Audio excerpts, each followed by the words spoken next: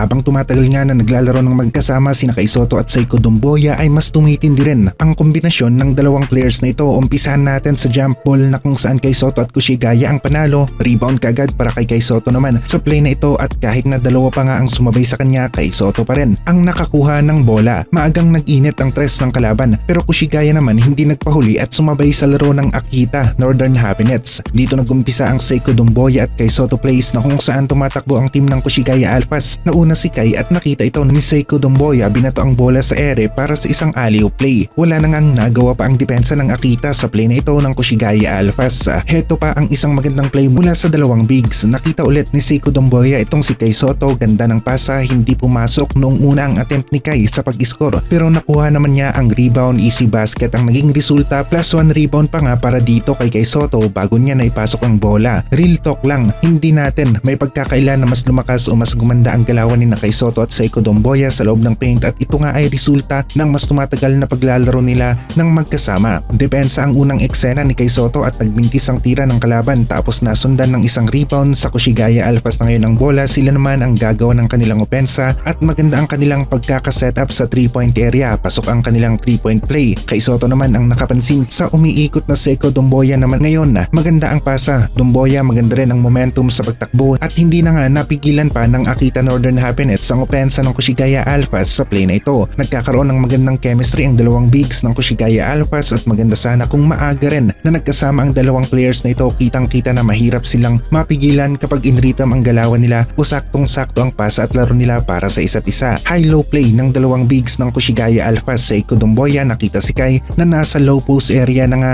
bigay ang bola, mabilis ang pasa, saktong-sakto na naman ang play na ito para sa Kushigaya Alphas and 1 pa nga ang naging resulta. Nahuli ang depensa ng Akita, pinasabit na lamang ni Kai Sotto ang isa nilang player at yun nga, foul ang tawag ng referee. Free throw ni Kai Sotto, kanyang naipasok. Solid na laro naman para kay Kai Sotto, rebound play at maganda pa ang galawan nila ni Seiko. Mataas ang field goal percentage ni Kai Sotto sa game na ito, halos lahat ng bitaw niya sa loob ng paint ay pumapasok. Malakas ang laro na naman para sa ating big man na si Kai. Noong una nga ay hindi makuha-kuha ni Kai Sotto at Seiko Doumbouya ang chemistry na kanilang kailangan para pareho silang mag-click sa loob ng paint o sa loob ng basketball court, pero habang tumatagal na sila nga ay naglalaro ng magkasama ay nagkakaamuyan na rin ang dalawang manlalaro ng Kushigaya Alphas. Mas gumaganda ang galawan nilang dalawa ng magkasama.